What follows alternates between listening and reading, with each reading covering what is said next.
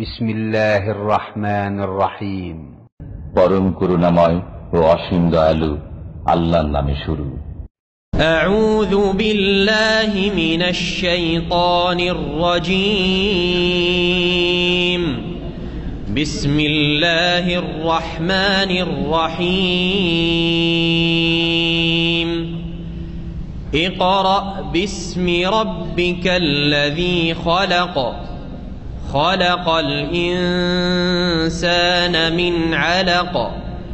اقرأ وربك الأكرم الذي علم بالقلم علم الإنسان ما لم يعلم كلا إن الإنسان ليطغى أن رآه استغنى إن إلى ربك الرجعى أرأيت الذي ينهى عبدا إذا صلى أرأيت إن كان على الهدى أو أمر بالتقوى أرأيت إن كذب وتولى ألم يعلم بأن الله يرى كلا لئن لم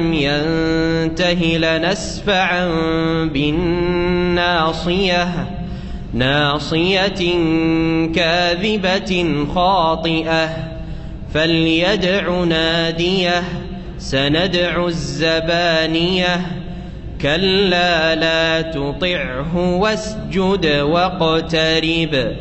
السلام عليكم ورحمة الله وبركاته. إن الحمد لله نحمده ونستعينه ونستغفره ونعوذ بالله من شرور أنفسنا ومن سيئات أعمالنا من يهده الله فلا مضل له ومن يضلل فلا هادي له وأشهد أن لا إله إلا الله وحده لا شريك له وأشهد أن محمدا عبده ورسوله صلى الله تعالى عليه وعلى آله وصحبه وسلم تسليما كثيرا. أما بعد فأعوذ بالله من الشيطان الرجيم. بسم الله الرحمن الرحيم. اقرأ باسم ربك الذي خلق خلق الإنسان من علق اقرأ وربك الأكرم الذي علم بالقلم علم الإنسان ما لم يعلم كلا إن الإنسان ليطغى أن رآه استغنى ইন্না ইলা রাব্বিকা রুজা। মহান আল্লাহর সমস্ত প্রশংসা যে আল্লাহ রাব্বুল আলামিন আমাদেরকে শিক্ষা দেওয়ার জন্য, জ্ঞান দেওয়ার জন্য, পড়ার শক্তি দিয়েছেন, ক্ষমতা দিয়েছেন এবং পড়া পাঠ করা শিখিয়েছেন, কলমের ব্যবহারের ক্ষমতা দিয়েছেন এবং কলমকে সৃষ্টি করেছেন। সালাত এবং সালাম নাজিল হোক প্রিয় নবী মুহাম্মদ সাল্লাল্লাহু আলাইহি ওয়াসাল্লামের ওপর, যিনি মায়ের পেট থেকে যেভাবে ভূমিষ্ঠ হয়েছিলেন সেই রকমই উম্মি ছিলেন। অক্ষরের জ্ঞান রাখতেন না, লেখাপড়া জানতেন না, যেটি ছিল আল্লাহ রাব্বুল আলামিনের পক্ষ থেকে রাসূলুল্লাহ সাল্লাল্লাহু আলাইহি ওয়াসাল্লামের ক্ষেত্রে অসাধারণ মুজিজা, যে যিনি লেখা পড়া কিছুই জানেন না, লিখতেও জানেন না, পড়তেও জানেন না, তিনি মহাজ্ঞানী। তিনি সারা বিশ্বের সমস্ত মানবতার কল্যাণের জন্য, ওহীর জ্ঞান বিতরণ করার জন্য শেষ রাসূল হয়ে প্রেরিত হয়েছেন। আল্লাহ রাব্বুল আলামিন নবী করিম সাল্লাল্লাহু আলাইহি ওয়াসাল্লামকে কেন লেখাপড়া শেখার সুযোগ করে দেননি? বড়ই রয়েছে হিকমত, যা এখানে বলার সময় নেই, যেহেতু আমাদের তাফসীরের আলোচনা। আজকে তাফসীর হবে এমন একটি সূরার, যেই সূরা কোরআনে কারীমের অবতরণের দিক থেকে সর্বপ্রথম সূরা, সূরাতুল আলাক। এই সূরার নামকরণ হয়েছে সূরা আল আলাক। এই সূরাকে আলাক কেন বলা হয়েছে? কারণ আয়াত নম্বর 2 এই সূরার মহান আল্লাহ বলছেন খালাকাল ইনসানা মিন আলাক। এই আলাক শব্দটি উল্লেখিত হয়েছে, একটি শব্দ নিয়ে এই সূরার নামকরণ হয়েছে, যে শব্দের অর্থ হচ্ছে রক্তপিণ্ড বা জমাট বাঁধা রক্ত। সহজ ভাষায় যখন একটা রক্ত জমাট ধরে যায় আর সেটা রক্তের পিণ্ডে পরিণত হয়, তখন সেটাকে আলাকাতুন বলা হয়। এক বচন, বহু বচন জামা অথবা ইসমে জামা আরবি গ্রামারে হচ্ছে আলাক। এই সূরা তাহলে মক্কি না মাদানী? মক্কি, কারণ কোরআনে কারিমে 23 বছরের যে অবতরণের যুগ, তাতে সর্বপ্রথম এই সূরার বিশেষ করে প্রথম 5টি আয়াত নাযিল হয়েছে। আলোচনা হচ্ছে আমাদের 5টি আয়াত সম্পর্কে। ইকরা বিসমি রাব্বিকাল্লাযী খালাক থেকে শুরু করে আল্লামাল ইনসানা মা লাম ইয়ালাম পর্যন্ত। এটি হচ্ছে সবচেয়ে শক্তিশালী মত। অধিকাংশ উলামায়ে কেরাম, আইম্মাদের, মুফাসসিরিনদের মত।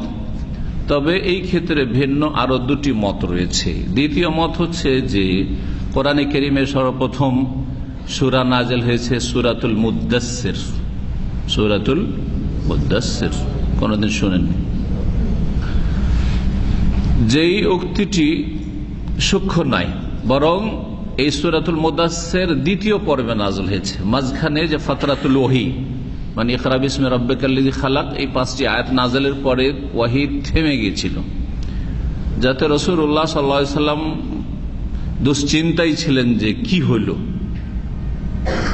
তারপরে যেই ওহীর পর্ব শুরু হয় তা হচ্ছে সূরাতুল মুদ্দাসসির। তৃতীয় মত হচ্ছে যে না, সর্বপ্রথম নাযিল হয়েছে কোরআনে কারীমের সূরাতুল ফাতিহা, আর তা দিয়ে শুরু হয়েছে কোরআনে কারীম। এটি আরেকটি মত। তবে সঠিক হচ্ছে, যেমন মা আয়েশা রাদিয়াল্লাহু তাআলা আনহার সহিহ বুখারীর হাদিস রয়েছে। আমরা তাফসীর শেষ করে, যদি সময় হয়, লম্বা যেহেতু হাদিস, সহিহ বুখারীতে কিতাবুল ওয়াহি যেটা প্রথম পর্ব সহিহ আল বুখারীর, তাতে রয়েছে। আর ইমাম মুসলিম রাহমাতুল্লাহ আলাইহির প্রথম পর্ব হচ্ছে কিতাবুল ঈমান। কিতাবুল ঈমানের অধ্যায় রয়েছে, তাতে রয়েছে হাদিসটি লম্বা হাদিস। আউয়ালু মা বুদিয়া মিনাল ওয়াহি বে রাসূলিল্লাহ সাল্লাল্লাহু আলাইহি ওয়াসাল্লাম, সর্বপ্রথম রাসূলুল্লাহ সাল্লাল্লাহু আলাইহি ওয়াসাল্লামের কাছে যে ওহী শুরু হয় সেটা এই সূরা ইকরা বিসমি এর এই ঘটনা যাও তাতে উল্লিখিত হয়েছে, বর্ণিত হয়েছে। জি হ্যাঁ, সূরা আলাকের এই 5টি আয়াত। তবে সূরাতুল ফাতিহা মক্কায় প্রথম দিকেই নাযিল হয়েছে। প্রথম দিকে নাযিল বলা যেতে পারে যে এগুলি প্রথম দিকেই নাযিল হয়েছে, কিন্তু সর্বপ্রথম এই 5টি আয়াত নাযিল হয়েছে। এই সূরা শুরু হয়েছে পঠন পাঠন দিয়ে, পাঠ কর, ইকরা পড়ো দিয়ে, পড়ার কথা দিয়ে, এলম জ্ঞান অর্জনের কথা দিয়ে, আল্লাহ যে জ্ঞান দান করেছেন, কলমের কথা দিয়ে, যে কলম দিয়ে শিক্ষার চর্চা করা হয় এবং জ্ঞানকে সংরক্ষিত করা হয়। কলমের ব্যবহার যদি আল্লাহ না দিতেন তাহলে মানুষের জ্ঞান সংরক্ষিত হইত না। এইরকমই মানব জাতির ইতিহাস আমরা জানতে পারতাম না, কিছুই জানতে পারতাম না। লেখা আছে, যেই দিন থেকে মানব জাতির ইতিহাস লেখা শুরু হয়েছে সেই দিন থেকে আমরা মানব জাতির ইতিহাস, কোন জাতি কখন ছিল আর কি অবস্থায় ছিল, আর উন্নতি অবনতি ইত্যাদি, ঈমান কুফর, দিন দুনিয়ার ক্ষেত্রে কোন জাতি কেমন ছিল, কে কেমন ছিল, বড় বড় মনীষীদের জীবনী, আইম্মায়ে কেরামদের জীবনী, উলামায়ে কেরামদের জীবনী, এসব কোত্থেকে জানছেন? রাসূলুল্লাহ সিরাত, সাহাবায়ে কেরামদের সিরাত, সব কলমের দ্বারা। বর্তমান যুগটি খানিকটা ভিন্ন, যে কলমের সাথে সাথে আলহামদুলিল্লাহ কথাও সংরক্ষিত হচ্ছে। কিন্তু আজকে থেকে 50-100 বছর পিছিয়ে চলে যান, তাহলে দেখবেন যে কথা হাওয়াতে বাতাসে উড়ে যেত, কথার কোনো সংরক্ষণ হেফাজতের ব্যবস্থা ছিল না, কোনো ব্যবস্থা ছিল না। কত মূল্যবান কথা রাসূলুল্লাহ সাল্লাল্লাহু আলাইহি ওয়াসাল্লাম বলেছেন, সাহাবায়ে কেরামরা বলেছেন, খোলাফা রাশিদরা বলেছেন, ইমাম আবু হানিফা, শাফি, মালিক, আহমদ রাহিমাহুমুল্লাহ জামিয়ান, আইম্মায়ে মুহাদ্দিসিন, ইমাম বুখারী, মুসলিম, কত কথা বলেছেন এবং শিখিয়েছেন, সব বাতাসে চলে গেছে, তাই না? সংরক্ষিত নেই সেসব কথাগুলি, কথার আকারে সংরক্ষিত নেই।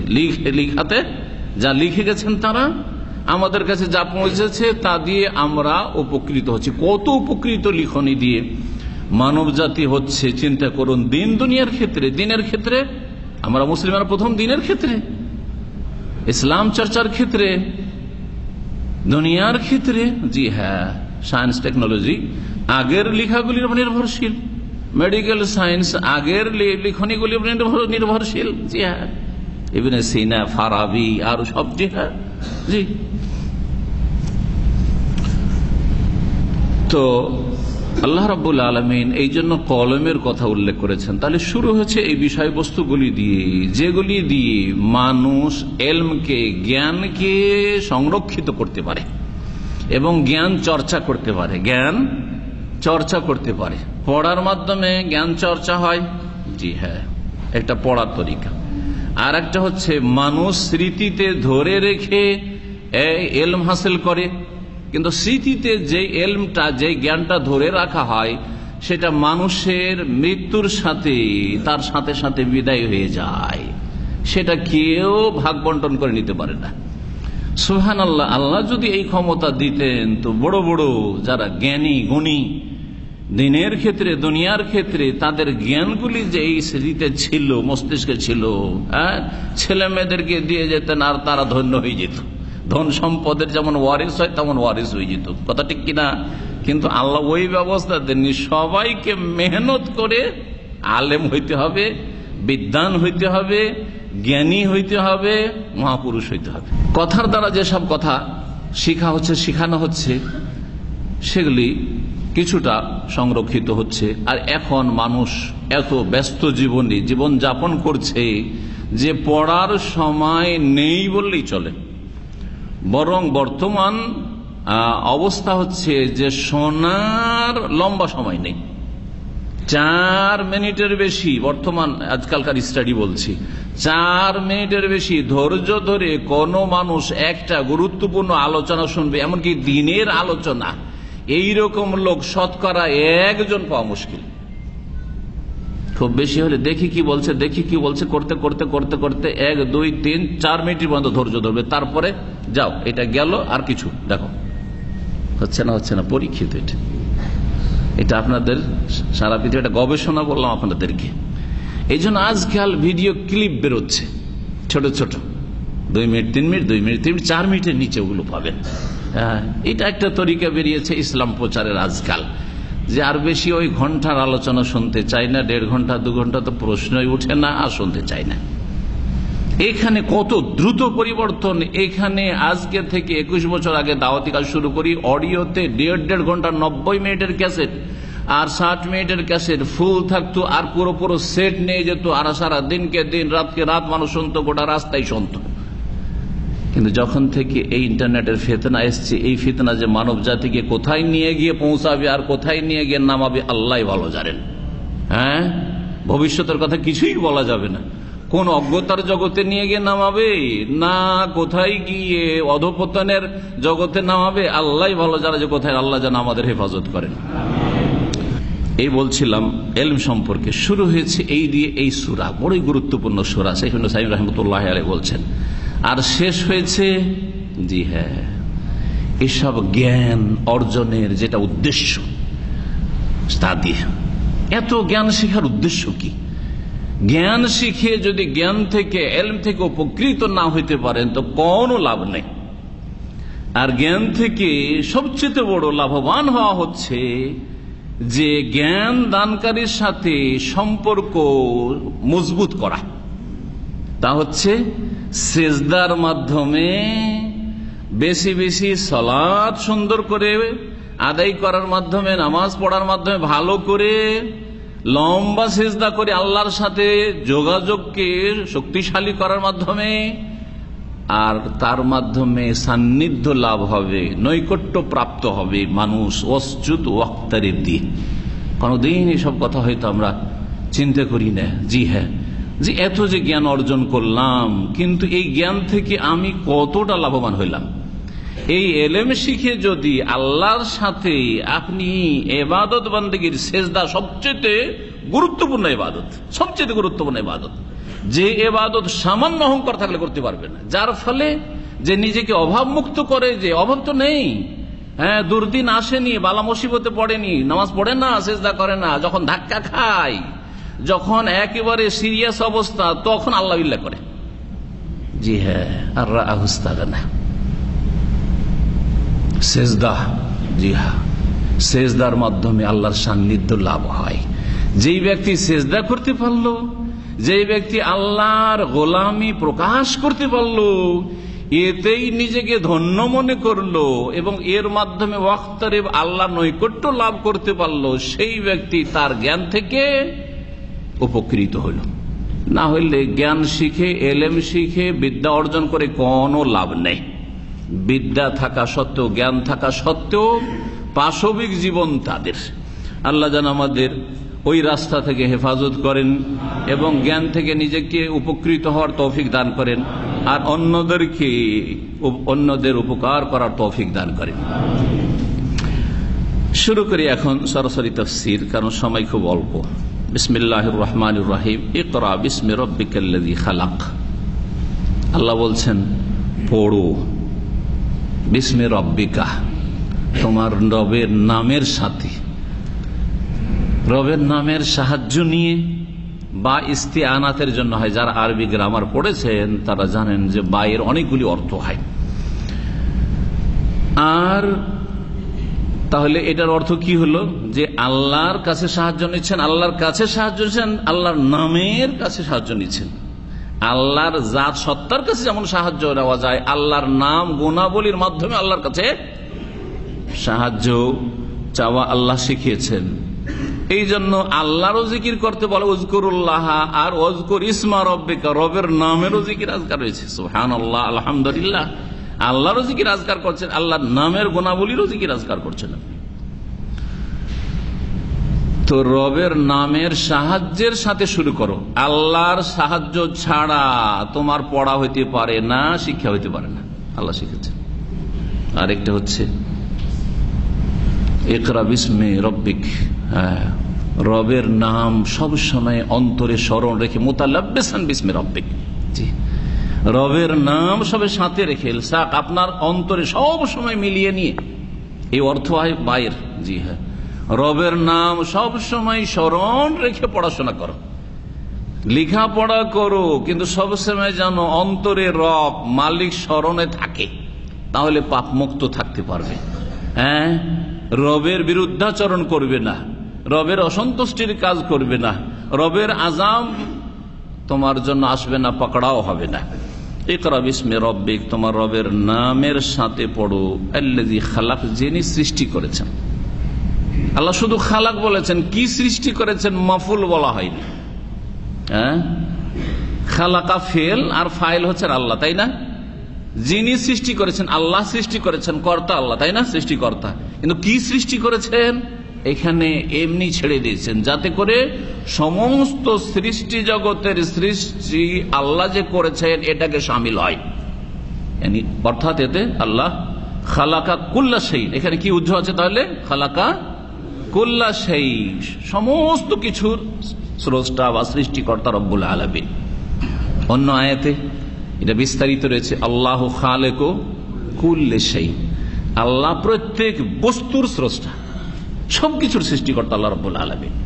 আল্লাহ ছাড়া যা কিছু আছে, সে আরশ হোক, কুরসি হোক, আসমান হোক, জমিন হোক, আর কলম হোক, আর মানুষ হোক, আর জিন হোক, আর মালায়েকা হোক, আর আসমান জমিন যাই হোক না কেন, যা কিছু আছে আসমান এবং জমিন এর ভিতরে মাঝে, সব কিছুর সৃষ্টিকর্তা আল্লাহ, খালাকা কুল্লা শাই। কিন্তু এত যে অসংখ্য সৃষ্টি, এই সমস্ত সৃষ্টির মধ্যে সবচাইতে শ্রেষ্ঠ সৃষ্টি হচ্ছে, আশরাফুল মখলুকাত হচ্ছে মানব জাতি। সেই জন্য বিশেষ করে দ্বিতীয় আয়াতে আল্লাহ মানুষের কথা উল্লেখ করেছেন, খালাকাল ইনসানা মিন আলাক, যিনি মানুষকে সৃষ্টি করেছেন কি দিয়ে? রক্ত পিণ্ড দিয়ে। জমাট বাঁধা রক্ত দিয়ে। জি হ্যাঁ, এই আয়াতে বলা হয়েছে। এই আয়াতের আলোচনা আগে আরেকটি কথা বলে নি, সেটা হচ্ছে এই সূরা নাজিল যখন হয় তখন নবী করিম সাল্লাল্লাহু আলাইহি ওয়াসাল্লাম কোথায় ছিলেন? শুরুখানে অন্তত এতটুকু জেনে নি, আর তারপরে তখন লম্বা হাদিসের সময় আমার বের করার চেষ্টা করব, আর না হলে রাত্রের কোনো পর্বে ইনশাআল্লাহ তাআলা সেই হাদিসটা সহিহ বুখারী থেকে বর্ণনা করব। কোথায় ছিলেন? হেরা পাহাড়ের গুহায়, যেটাকে বর্তমানে হেরা বলে জানে না মানুষরা, কি জানে? যেমন নূর পাহাড়, জাবালের নূর। হ্যাঁ, জাবালে নূর বলে। নূর নাম কেন পড়লো? কারণ ওখানে প্রথম আসমানি লাইট পড়ে, অর্থাৎ কোরআনে কারীম নূর। এই নূর নাজিল হয়, ইকরা বিসমি রাব্বিক, কোরআন নাজিল হওয়া শুরু হয়। সেই জন্য পরবর্তীকালে লোকেরা এই পাহাড়ের নাম কি রেখে দিয়েছে? জাবাল নূর পর্বত বা নূর পাহাড় করে দিয়েছে। হীরা পর্বত ছিল আর ওর একটা গুহা ছিল। অনেকে হয়তো ওখানে গিয়েছেন, কিন্তু কোনো সওয়াবের আশায় যাওয়া জায়েজ নয়। কেউ যদি নেকির আশায় সেখানে যায় তাহলে বিদআত, কিন্তু এমনি যদি কেউ দেখতে যায়, বিশেষ করে কোনো পুরুষ, আর সেখানে গিয়ে কোনো বেদাতি কাজ না করে, সেখানে নফল নামাজ না পড়ে, সেখানে গিয়ে অনেকে ছবি টবি করছে স্মৃতি রাখার জন্য, এইসব না করে, না জায়েজ কাজ, যে কোনো দিক থেকে বেদাতি না জায়েজ কাজ হোক বা এমনি বিনা কারণে ছবি টবি করা হোক, এগুলো যদি না করে তাহলে কোনো অসুবিধা নেই। এই বেদাতি কাজগুলি হয় সেখানে, আমি যেহেতু একবার গিয়েছি দেখেছি, সেই জন্য এগুলো থেকে সতর্ক করছি। আর বাকি নারীদের জন্য ওখানে উঠা জায়েজ নাই। হ্যাঁ, কেন নারীরা কষ্ট করে 1 ঘন্টা 1.5 ঘন্টা ওখানে উঠতে যাবে? হ্যাঁ, কোন বা সওয়াবের কাজ আছে? পুরুষদের জন্য কোনো সওয়াবের কাজ নেই সেখানে। নবী করিম সাল্লাল্লাহু আলাইহি ওয়াসাল্লাম সেই দিন যে আয়াতগুলি পেলেন, তারপরে কোনো একদিনও হীরা পাহাড়ের গুহায় আর যাননি। যদি সওয়াবের কাজ হইতো বা সেটা শরীয়তের একটা অংশ হইতো, তাহলে মাঝে মধ্যে যেতেন, ওখানে ইবাদত বন্দেগী করতেন, ওখানে ইতিকাফ করতেন, ওখানে দোয়া জিকির করতেন। করেছেন? সুতরাং বিদআত।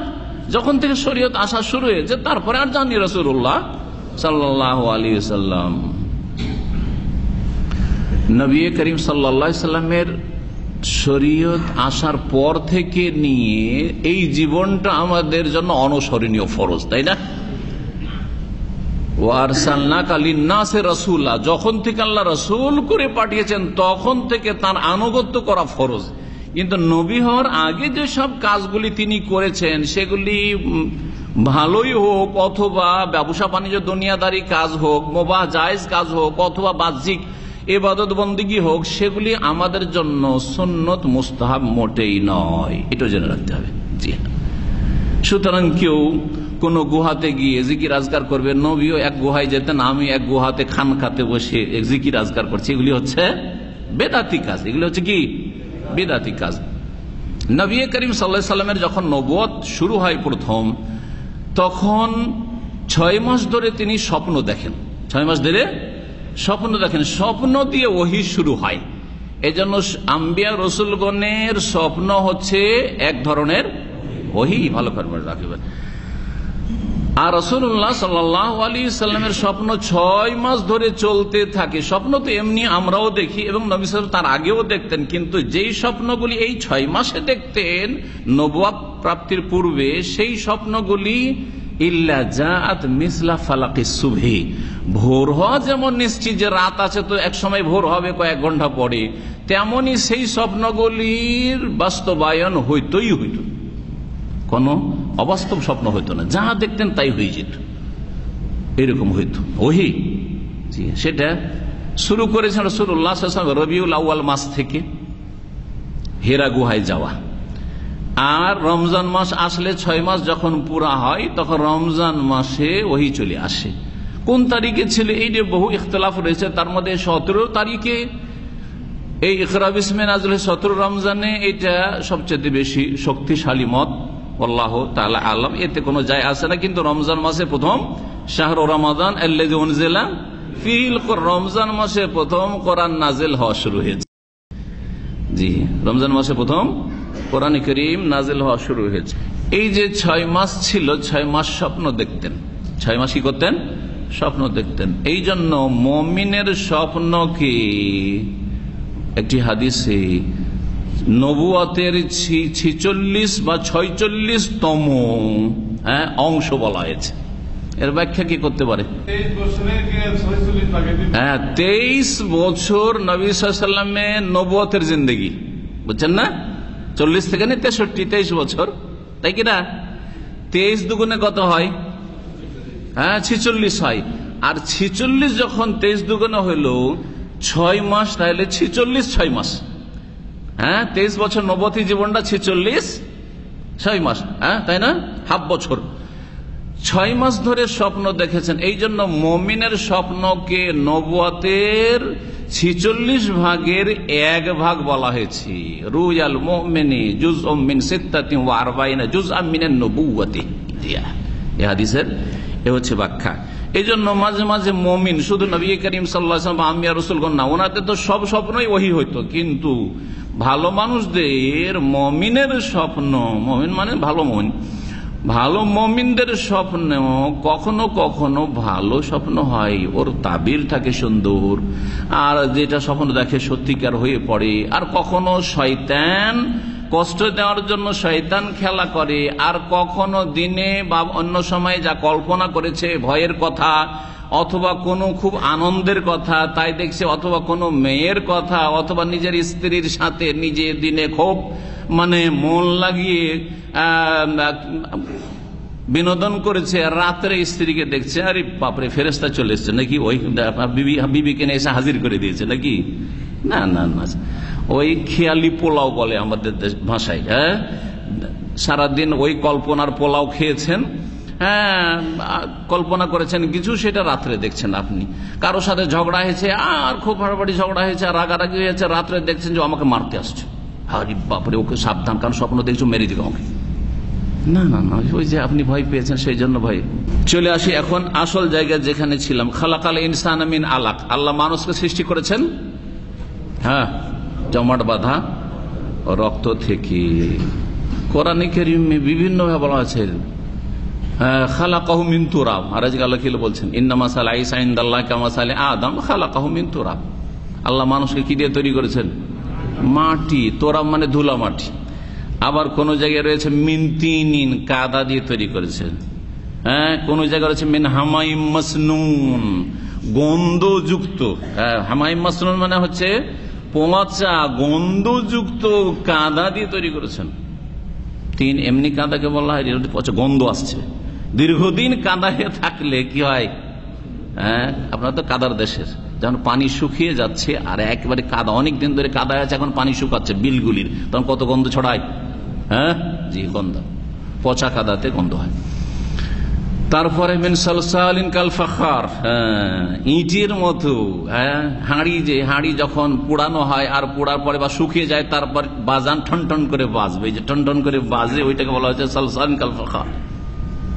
ওই থেকে মানুষকে সৃষ্টি করেছেন আল্লাহ রাব্বুল আলামিন। জি হ্যাঁ, কখন বলেছেন মিম্মাইম মাহিন, তুচ্ছ ঘৃণিত পানি, নাপাক পানি না। কোথাও কোরআন হাদিসের নেই যে নাপাক পানি থেকে আল্লাহ পয়দা করেছেন। মাহিন, মাহিন মানে তুচ্ছ ঘৃণিত। যেমন কাশপোটা নাপাক না পাক? কাশপোটা কেউ নাপাক বলতে পারবেন? কাশ বেরোচ্ছে, পোটা বেরোচ্ছে, আর রুমালে মুছে নিলেন, আর রুমালটা পকেটে রেখে যদি না পাকি হইতো, অনেক সময় এইটাই রুমাল আরবদের অনেকে, এখন সর্দি কাশি হচ্ছে, কি করবেন আপনি? তখন মুছেন না, তো নাপাক হলে তো নামাজ ছেড়ে চলে যেতে হয়, ঠিক না? তাহলে বোঝা গেল যে কাশপোটা হচ্ছে ঘৃণিত, কিন্তু নাপাক নয়। থুথু ঘৃণা লাগে, কেউ থুথু ফেললে ঘৃণা লাগে না, কিন্তু নাপাক নয় থুথু। জি হ্যাঁ, না হলে গিলতেন না, কত যে গিলছি আর আমরা কথা বলছি। আর ওই রকমই হচ্ছে নুতফা, শুক্রবিন্দু, বীর্য কি মহিন, তুচ্ছ ঘৃণিত পানি।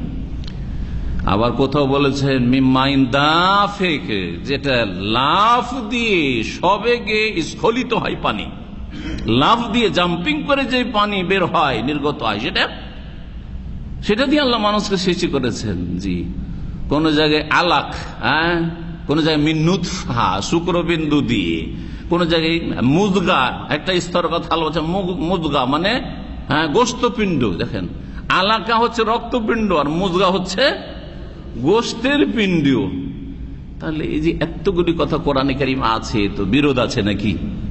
আল্লাহ কত রকম কথা বলছে রে। একবার বলছে মানুষকে মাটি দিয়ে তৈরি করেছি, একবার বলছে কাদা দিয়ে তৈরি করেছি, একবার 50 সরা কাদা দিয়ে, একবার বলছে ইট ঠিকরে, ঠিকরে বুঝেন কি না জানি না, ইট যেটা ঠনঠন করে বাজে, অথবা হাঁড়িগুলো যে বাজে সেটা। আর তারপরে আপনার কখনো বলছেন যে পানি দিয়ে, কখনো আর কিছু দিয়ে, কখনো আপনার জমাট বাঁধা রক্ত, কেমন কথা, এগুলির সমন্বয় কি? দ্বন্দ্ব আছে না সমন্বয় আছে? সমন্বয় কি হইতে পারে? সহজ ভাষায় শোনেন, আল্লাহ রাব্বুল আলামিন মানব জাতির সৃষ্টির বিভিন্ন স্তর আর বিভিন্ন স্তর আর বিভিন্ন অবস্থাগুলি বর্ণনা করেছেন। বিভিন্ন স্তর আর বিভিন্ন অবস্থাগুলি বর্ণনা করেছেন। আদম আলাইহিস সালামকে নেন তো আদম আলাইহিস সালামের সৃষ্টির উপর বিভিন্ন স্তর ছিল, বিভিন্ন অবস্থা।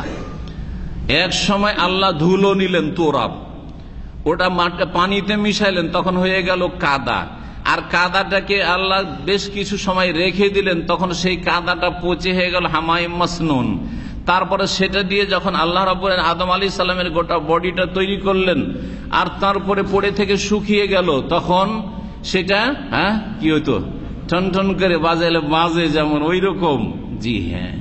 আর তারপরে তাতে রূহ সঞ্চারিত করলেন, তখন উঠে বসলেন, হাসি পড়লো, বলে আলহামদুলিল্লাহ। ওই তখন থেকে আলহামদুলিল্লাহ পড়া শুরু হয়েছে। আর এই সুন্নাত আমাদের দেশে গিয়ে মরে গেছে, আলেমরাও পড়তে চায় না। এটা আমাদের দেশের রোগ, আরবদের মধ্যে এই রোগটা নেই। আমি মদিনা ইউনিভার্সিটির ছাত্র জীবন থেকে বলতাম যে ভারত, বাংলাদেশ, পাকিস্তানের রোগ হচ্ছে হাসির জবাব না দেওয়ার, দিল আসতে দেওয়া। আরবদের মধ্যে এই রোগ নেই, আলেম সমাজের মধ্যে এই রোগ রয়েছে। যদি বলেন হাসির জবাব, বলছে দিলাম যে। আরে দিলাম যে কিসের? আলহামদুলিল্লাহ পড়লেন না, বলছে পড়লাম যে। না না, চলবে না, পড়লাম যে। জোরে পড়তে হবে, তাহলে না জবাব পাবেন আপনি। হ্যাঁ, আলহামদুলিল্লাহ জোরে বলতে হবে, আরহামুকাল্লাহ, তাহলে না আপনাকে বলা হবে ইয়াহদিকুমুল্লাহু ওয়া ইউসলিহু বালাকুম। জি, সুন্নাতগুলি মৃত আমাদের দেশে, আসলে গুরুত্ব নেই। জি, বিভিন্ন স্তরগুলি বর্ণনা করা হয়েছে। আদম আলাইহিস সালামকে তো ওইভাবে সৃষ্টি করা হলো। আর তারপরে অন্যান্য মানুষকে আল্লাহ তাদের একটা নিয়ম নীতিমালা নির্ধারণ করে সৃষ্টিগত, যে নর আর নারীর মিলন হবে। আর তারপরে কি থেকে?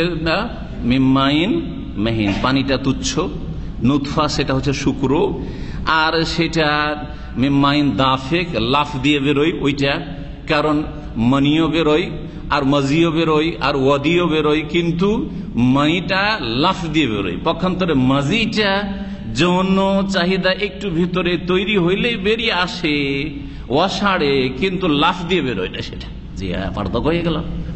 মাইন দাফেক সেটা যখন মাতৃগর্ভে যায়, রেহেমে জরায়ুতে যায়, যাওয়ার পরে ওখানে 40 দিন কি অবস্থায় থাকে? প্রথম 40 নুতফা শুক্রবিন্দু হয়ে থাকে। দ্বিতীয় 40-এ এই আলাকা, দ্বিতীয় 40-এর অবস্থা বর্ণনা করা হয়েছে। এই দ্বিতীয় স্তরের কথা মাতৃগর্ভে বর্ণনা করা হয়েছে, যে জমাট বেঁধে গেছে, রক্তের রং নিয়েছে, নুতফাটা এখন রক্তের রং নিয়েছে, আর জমাট বেঁধে হয়েছে, শক্ত হয়েছে, গাঢ় রক্তপিণ্ডে পরিণত হয়েছে। তারপরে যখন 80 দিন থেকে 81 দিনে গেল, 81 দিন থেকে 120, এই তৃতীয় 40-এ কি থাকে? মুজগা, গোশতের পিণ্ডে পরিণত হয়। এখন আর রক্ত লাগে না, গোশতের একটা টুকরো মনে হচ্ছে। আর তারপরে তখন 120 দিন, 340, 120 দিন যখন হয়ে গেল, তখন তাতে আল্লাহ রূপ দেন। হাত, পা, মাথা, অঙ্গ প্রত্যঙ্গ ধীরে ধীরে বৃদ্ধি পেতে থাকে। আর কি করা হয়? চারটি কথার জন্য ফেরেশতাকে নির্দেশ করা হয় এইসব লিখার জন্য, যেটা হচ্ছে তাকদীর উমরি। তাকদীরের আলোচনাগুলিতে বিস্তারিত বলেছি, সারা জীবনে তার তাকদীর ওই সময় লেখা হয়। আর তারপরে কি করা হয়? রূহ দিয়ে দেওয়া হয়। 120 দিন মানে কয় মাস?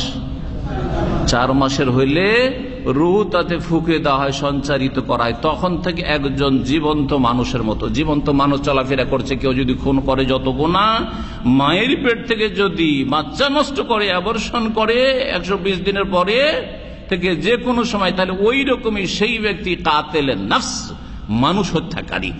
সুতরাং সাবধান, আজকাল খুব বেশি হচ্ছে, বিশেষ করে যখন জানতে পেরে নিচ্ছে যে মেয়ে সন্তান আছে, নিতে চাই না, আউযুবিল্লাহ। এটা তো কাফেররা করছে করছে, অনেক মুসলিমরাই কাবিরা গুনাহ করে খুনি হচ্ছে। আর যারা মনে করে যে আমি খাওয়াই, আমার পেছনে আল্লাহ রাজ্জাক নেই, এই কথা শুধু নামে বিশ্বাস করে, না বিশ্বাসই করে না, তারা মনে করে যে ছেলে মেয়ে বেশি হয়ে গেছে, নেব না, সুতরাং যে কোনো উপায় হোক না কেন পয়সা খরচ করে গিয়ে নার্সিং হোমে নষ্ট করে। আল্লাহ যেন এসব লোককে হেদায়েত করেন এবং এসব লোকের শার থেকে নিষ্পাপ শিশুদেরকে আল্লাহ যেন হেফাজত করেন। ইকরা ওয়া রাব্বুকাল আকরাম, আল্লাহ বলছেন যে হে নবী পড়ো, ওয়া রাব্বুকাল আকরাম, তোমার প্রতিপালক হচ্ছেন মহামহিমান্বিত। আকরাম করিমের ইসিম তাফজিল। করিম যিনি দানশীল, যিনি উদার, যিনি অনুগ্রহকারী, এটা কারাম, কারাম থেকে এসছে। কারাম, কারাম মানে হচ্ছে আল জুদ, সাখা, সম্মানিত হওয়া, ভদ্র হওয়া, তারপরে আপনার দানশীল হওয়া, উদার হওয়া, অনুগ্রহ করা, এইসব অর্থগুলি রয়েছে। এর ইসিম তাফজিল হচ্ছে আকরাম, মানে অতি অনুগ্রহকারী, হ্যাঁ, তারপরে অতি সম্মানিত আর অতি দানশীল, এই সমস্তকে অধিকাংশ অনুবাদকরা মহামহিমান্বিত আল্লাহ রাব্বুল আলামিন এই বলে অনুবাদ করেছেন। নবী করিম সাল্লাল্লাহু আলাইহি সাল্লামের কাছে যখন জিবরাইল আলাইহিস সালাম আসলেন, আসার পরে কি বলেছিলেন ওহী নিয়ে? ইকরা পড়তে বলছেন যে হে মুহাম্মদ পড়েন। নবী করিম পড়তে জানেন না, তো বললেন মা আনা বিকারিন, আমি তো লেখাপড়া জানি না, আমি আর কি পড়বো, আমি লেখাপড়া জানি না। যখন তিনি বললেন তখন জিবরাইল আলাইহিস সালাম চেপে ধরলেন একবার, তারপরে আবার পড়তে বললেন, বলছে মা আনা বিকারি, তিনবার করে বললেন আমি পড়তে জানি না, তিনবার করে চেপে ধরলেন। আর তারপরে তৃতীয়বারের পরে রাসূলুল্লাহ সাল্লাল্লাহু আলাইহি ওয়াসাল্লাম বলছেন ইকরা, এখন পড়েন, ইকরা বিসমি রাব্বিকাল্লাযী খালাক। নবী করিম সাল্লাল্লাহু আলাইহি ওয়াসাল্লাম তখন পড়া শুরু করলেন। এখন এই কাজটা যদি কোন পীর করা শুরু করে, বলে নবীর সুন্নাত বা জিবরাইলের সুন্নাত, তো কি বলবেন এটাকে? বেদাতি না? হ্যাঁ, এইসব কথাই পীরেরা বলে ধোকা দেয়। কথা বুঝছেন? হাদিসের কথাকে কোন দিকে নিয়ে যায়? জিবরাইল আলাইহিস সালামকে আল্লাহ স্পেশালি পাঠাচ্ছেন যে তুমি এইভাবে নবী করিম সাল্লাল্লাহু আলাইহি ওয়াসাল্লামকে পড়তে বলবে, এটা আল্লাহ প্রদত্ত শিক্ষা। আপনাকে কোন শিক্ষা দেওয়া হয়েছে? নবী করিম কোন সাহাবীকে চেপে ধরেছেন যে পড়, আবু হুরায়রা পড়, হ্যাঁ, আবু বকর পড়ো, ওমর পড়ো, চেপে ধরেছেন? আউযুবিল্লাহ। আমাদের দেশের মানুষরা আরবি পড়লে তো কোরআন হাদিস মনে করে, হ্যাঁ, তারপর তার কিছু বুঝাবুঝি নেই। আমাকে অবাক লাগে, ইন্নাল্লাহু ওয়া মালাইকাতুহু ইউসাল্লুনা আলান নবী, দেখো কোরআনে মিলাদ আছে, আল্লাহ মিলাদ করছেন, আল্লাহ মিলাদ করছেন আর আমরা মিলাদ করবো না? আউযুবিল্লাহ। কিভাবে জাতিকে ধোঁকা দিয়ে জাহান্নামের রাস্তায় লাগিয়ে দিয়েছে। বাঙালি জাতি খুব সাদা সিধা, ওলামাদেরকে খুব ভালোবাসে আর ধার্মিক লোকদেরকে খুব ভালোবাসে, আর এদের দিন ভক্তিটা খুব ভালো আছে, আলহামদুলিল্লাহ, আলহামদুলিল্লাহ। আল্লাহ যারা আরো বৃদ্ধি করেন।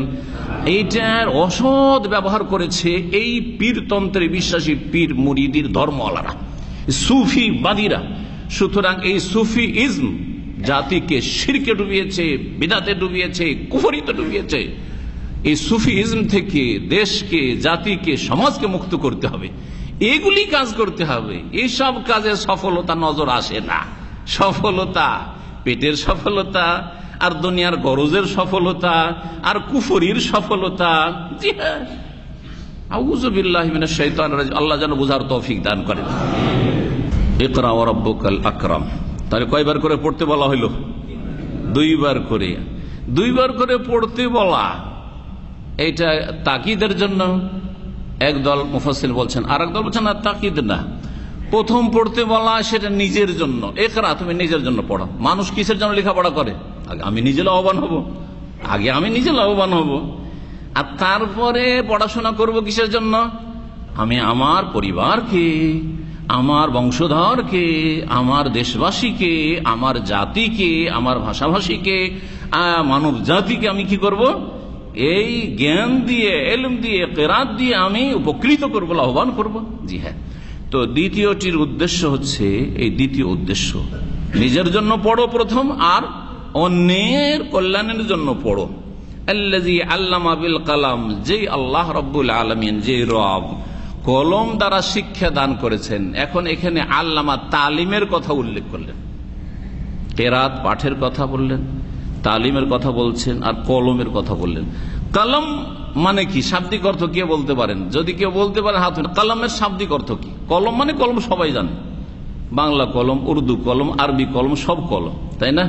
কেটে দেওয়া, কাটার চাইতে বেশি কাটা, ওই নখ কাটা, সেজন্য কাটা। কলম মানে হচ্ছে ছাঁটা, হ্যাঁ, চাঁচা, চাঁচা বুঝেন? চাঁচা, চাঁচা, জি, চাঁচা।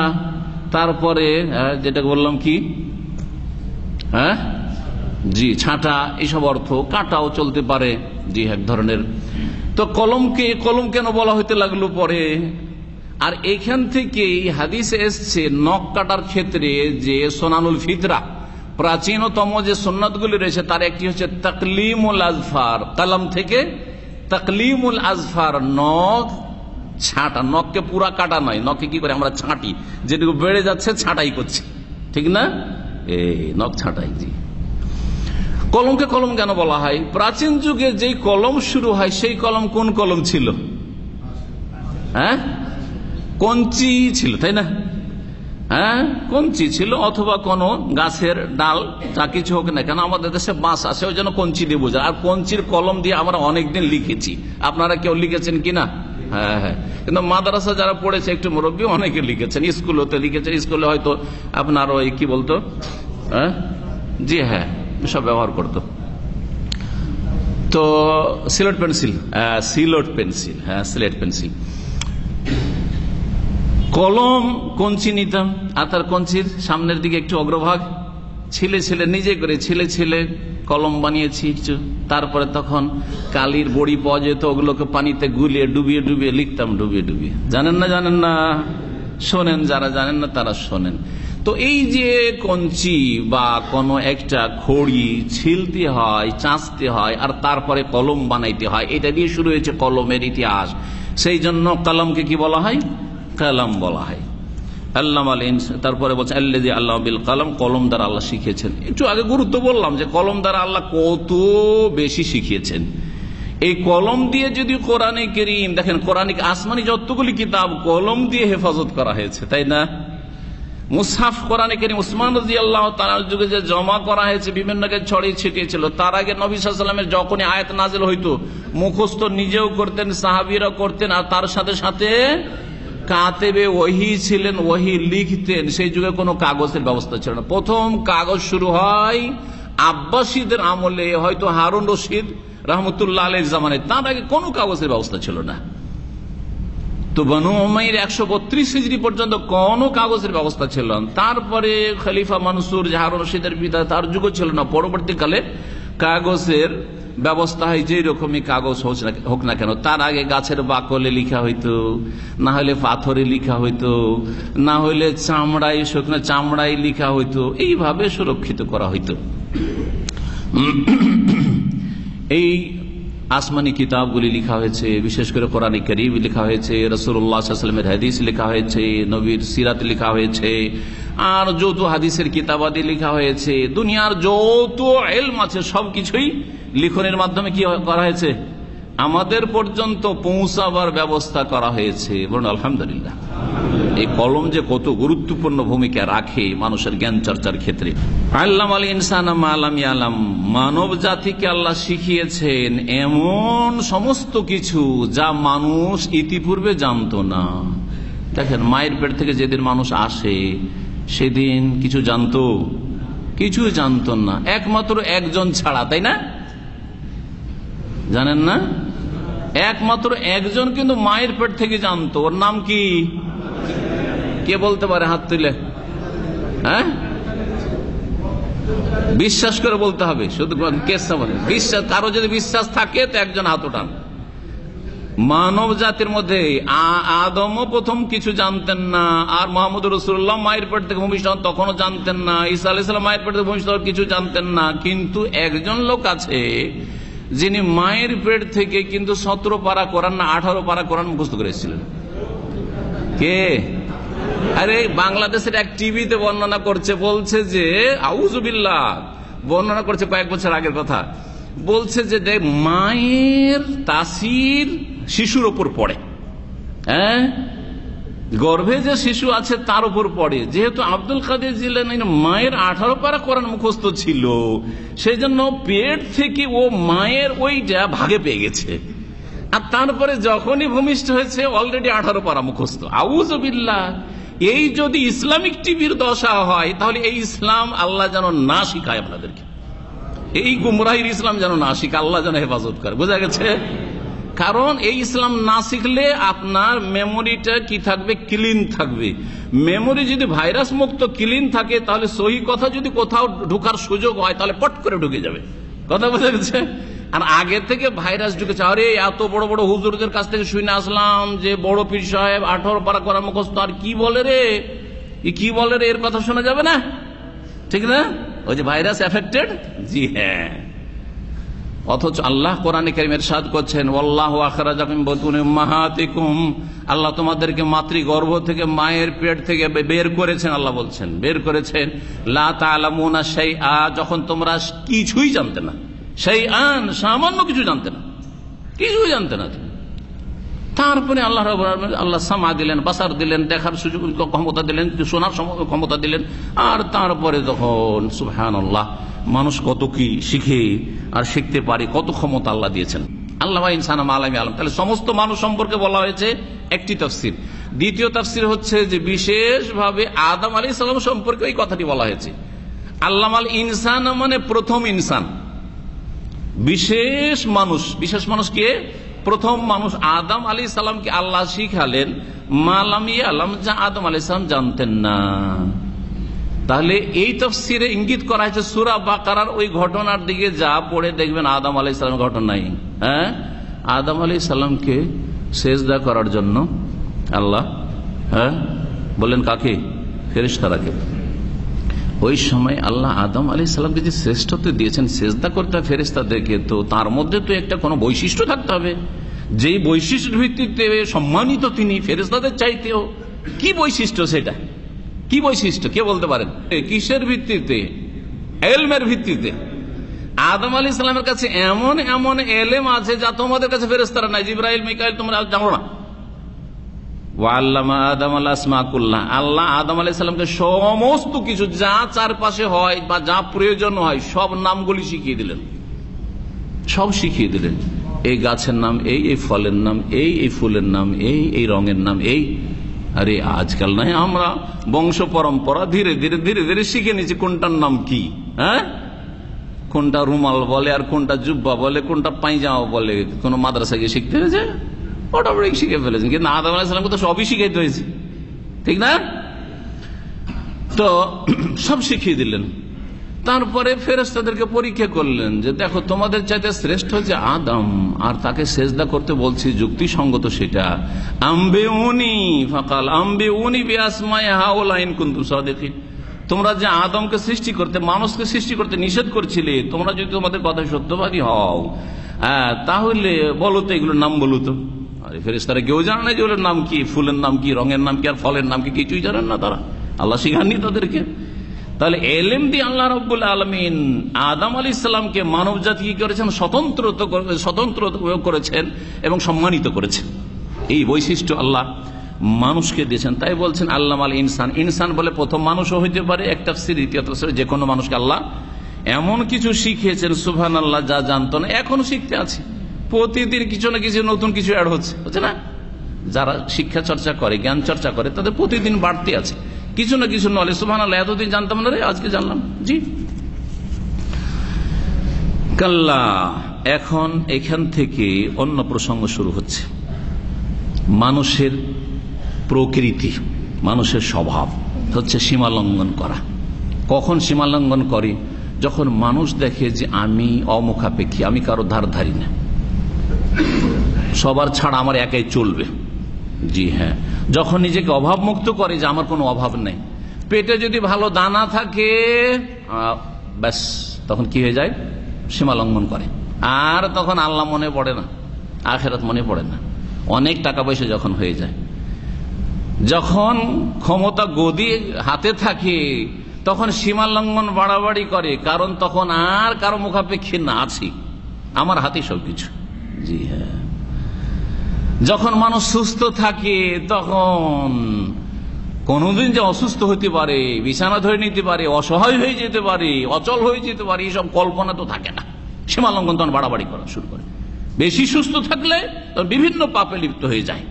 কেউ জেনায়, কেউ মদে, কেউ আর বিভিন্ন আরামে, কেউ জুলুম অত্যাচারে, কেউ খুন করায়, কেউ চুরি ডাকাতিতে, কেউ সুদ খাওয়ায়, কেউ ঘুষ খাওয়ায় শুরু করে।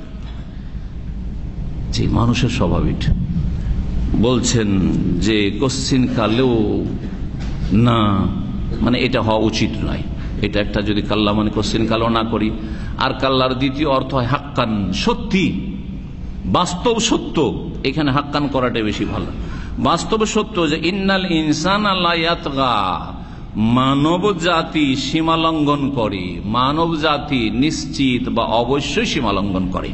কখন? আর রাহুস্তাগনা, যেহেতু নিজেকে দেখে যে সে অভাব মুক্ত হয়ে গেছে, স্বয়ং সম্পূর্ণ হয়ে গেছে বা অমুখাপেক্ষী হয়ে গেছে। সবগুলি ইস্তেগনার অর্থ, সবগুলি এই বাংলা হইতে পারে। এই জন্য সচ্ছলতা বড় নিয়ামত নয়। সচ্ছলতা অধিকাংশ লোকের জন্য আযাবের কারণ। সচ্ছলতা নিয়ামত যদি তার সাথে দিন, ঈমান, তাকওয়া থাকে, যদি ঈমানদারি থাকে আর আল্লাহ ভীরুতা থাকে, তাহলে সচ্ছলতা নিয়ামত যে এই আল্লাহর নিয়ামত, ধন সম্পদ, সুস্থতাকে আল্লাহ সন্তুষ্টির কাজে ব্যয় করলাম। জি হ্যাঁ, কিন্তু অধিকাংশ মানুষ না না না, যেহেতু ঈমান দুর্বল থাকলেও নামকে অস্থে, তাকওয়া নেই, যার ফলে যখনই ইস্তিগনা আসে, অভাব মুক্ত হয়, নিজেকে স্বয়ংসম্পূর্ণ মনে করে, তখন মনে করে যে অসুবিধা নেই, যে কোনো পাপে লিপ্ত হয়ে যায়। জি, ইন্না ইলা রাব্বিকা রুজআ, নিশ্চয়ই হে মানুষ। এখানে প্রত্যেক মানুষের কথা যেহেতু আলোচনা চলছে, সেই জন্য মানুষ সম্বোধন করি। ইন্না ইলা রাব্বিকা রুজআ, অথবা নবী করিম সাল্লাল্লাহু আলাইহি ওয়াসাল্লামকে সম্বোধন করা হয়েছে, হে নবী মুহাম্মদ সাল্লাল্লাহু আলাইহি ওয়াসাল্লাম, নিশ্চয়ই তোমার রবের দিকেই। আর রুজআ প্রত্যেকের প্রত্যাবর্তন, প্রত্যেককে ফিরে আসতে হবে। রুজআ রাজায়ার যেও থেকে ফওলার ওজনে। নিশ্চয় হে নবী মুহাম্মদ সাল্লাল্লাহু আলাইহি ওয়াসাল্লাম, হে মানুষ, তুমি বাড়াবাড়ি করছো, সীমা লঙ্ঘন করছো, পাপে ডুবে যাচ্ছ। ইন্না ইলা রাব্বিকা রুজআ, তোমার রবের কাছে প্রত্যাবর্তন করতে হবে, ফিরে আসতে হবে। উপায় নেই, যতই চলে যাও বেশি, আবার ফিরে কোথায় আসতে হবে? ওখানেই ফিরে আসতে হবে। ওয়া ইলাল্লাহি তুরজাউল উমুর ওয়া ইলাল্লাহিল মাসির, আলা ইলাল্লাহি তাসিরুল উমুর। কত আয়াত কোরআনে কারীমে রয়েছে। জি, আল্লাহর কাছেই কি করতে হবে? ফিরে যেতে হবে। যতই লাগাম ঢিল পেয়ে চলে যান না কেন আপনি, যেদিকে ইচ্ছা সেদিকে, এক সময় আল্লাহর কাছে সবাইকে আসামের কাঠ ওড়ায় ফিরে আসতে হবে। সেখানে এসে হয়তো সুখী হবেন, ধন্য হবেন, যদি আপনি নিজেকে অভাবমুক্ত মনে করে সীমা লঙ্ঘন না করেন, আল্লাহ এবং আল্লাহর বান্দাদের হক নষ্ট না করেন, তাহলে আপনি ভাগ্যবান। আর যদি হক নষ্ট করে থাকেন, সীমা লঙ্ঘন করে থাকেন, তাহলে এতে রয়েছে ধমক, এতে রয়েছে শাসানি। জি, এতে চমকানো হয়েছে, দেখো রবের কাছে ফিরে আসতে হবে, সাবধান হয়ে যাও। এটাই শুধু অর্থ নয়, এই অর্থটা অধিকাংশ তাফসীরকাররা করেছেন, কিন্তু এতেই সীমিত করা ঠিক নয়। আপনাদেরকে একটা ব্যাপক দিগন্তে নিয়ে যাচ্ছি এই তাফসীরের ক্ষেত্রে। এই আয়াতটির শাইখ ইবনে হোসেন রাহমাতুল্লাহ আলাইহি বলছেন যে এই আয়াতের তাফসীরে আম করা ভালো, মানে ব্যাপক অর্থ নেওয়াই ভালো। এটা একটা দিক, যে যাতে কি রয়েছে? ধমক রয়েছে। ধমকের সাথে সাথে আমি বলবো যে ধমকের সাথে সাথে প্রতিশ্রুতি রয়েছে, অর্থাৎ ভালো মানুষদেরকে এখানে ভালো কাজে উৎসাহিত করা হয়েছে। যখন একজন ভালো মানুষ ইয়াকিনের সাথে আমল করবে, তখন দ্বিধাগ্রস্ত হবে না, বাধাগ্রস্ত হইলেও দ্বিধাগ্রস্ত হবে না, পিছপা হবে না। যখন এই কথা মনে থাকবে যে আমি আল্লাহর কাছে একদিন ফিরে যাব, দুনিয়াতে জুলমের শিকার হইলে কি হবে, দুনিয়াতে আমার মূল্যায়ন না হলে কি বা হবে, দুনিয়াতে আমাকে যতই গাল দিক না কেন আর যতই আমার দুশ্মনী করুক না কেন, আল্লাহর কাছে একদিন ফিরে যাবো, এই সবগুলির বদলা পাবো। পাবো না? পাবো না? তখন কাজে আগ্রহী হব কি হব না? হ্যাঁ, জি হ্যাঁ, কাজে আগ্রহী হব, ইবাদত বন্দেগীতে আগ্রহী হব, দাওয়াতের কাজে আগ্রহী হব, কারণ দাওয়াতের কাজ করছি, গাল খাচ্ছি। যদি আল্লাহর কাছে ফিরে গিয়ে কিছু পাবো এ কথা মগজে ভালো করে বসাইতে না পারি, তাহলে দরকার নেই, আদা খাবি স্বাদ পাবি, যা জাহান্নামে। তোরা কি ভালো কথা বলতে গিয়ে কেন বা গাল খাবো, নিজের সংসার করি, কথা ঠিক কিনা? না না না, এতে ওয়াদও রয়েছে, ওয়াইদও রয়েছে। আল্লামা তাফসীর করতে বলছেন এতে আল্লাহর পক্ষ থেকে যেন উৎসাহিত করা হয়েছে ভালো মানুষদেরকে, ইন্না ইলা রাব্বিকা রুজআতে, আর শাসানি আর ধমকও দেওয়া হয়েছে অসৎ লোকদেরকে, পাপীদেরকে। আসল যে বলছিলাম যে ব্যাপক অর্থ করবো, ওই দিকে তো যাইনি। জি হ্যাঁ, ব্যাপক অর্থের আরেকটি দিক হচ্ছে শরীয়তের ক্ষেত্রে আল্লাহর দিকেই প্রত্যাবর্তন করতে হবে। সৃষ্টিগত দিক থেকে আল্লাহর কাছে সবার প্রত্যাবর্তন, সবাইকে আল্লাহর কাছে ফিরে যেতে হবে। আরো দুটো দিক তাহলে, হ্যাঁ আরো দুটো দিক তাহলে। একটা দিকে বললাম শরীয়তের ক্ষেত্রে কোন দিকে ফিরে যেতে হবে? আল্লাহর দিকে ফিরে যেতে হবে। আল্লাহ বলছেন ওমাখতালাফতুম মিন শাইইন ফাহুকমুহু ইলাল্লাহ, যতই তোমাদের ইখতিলাফ আর মতবিরোধ দ্বন্দ্ব হোক না কেন, মাসলা মাসাইল হোক আর দুনিয়ার ঝগড়া বিবাদ হোক, ফয়সালা কার কাছ থেকে নিতে হবে? ইলাল্লাহ, আল্লাহর দিকে ফিরে যেতে হবে। আল্লাহ কোরআনে কারীমে কি বলেছে, তার রাসূল কি বলেছেন সাল্লাল্লাহু আলাইহি ওয়াসাল্লাম, ফাইন তানাজাতু ফি শাইইন ফারুদ্দুহু ইলাল্লাহি ওয়ার রাসূল, যদি কোনো ব্যাপারে মতবিরোধ হয়, ঝগড়া হয়, তাহলে কোন দিকে ফিরিয়ে দিবে? এই যে রুদ্দু, কোন দিকে ফিরিয়ে দিতে হবে? আল্লাহর দিকে এবং রসুলের দিকে। কোরআনে কারিমে দেখতে হবে, নয় সমাধান দেখতে হবে রাসূলুল্লাহ সাল্লাল্লাহু আলাইহি ওয়াসাল্লামের হাদিসে দেখতে হবে।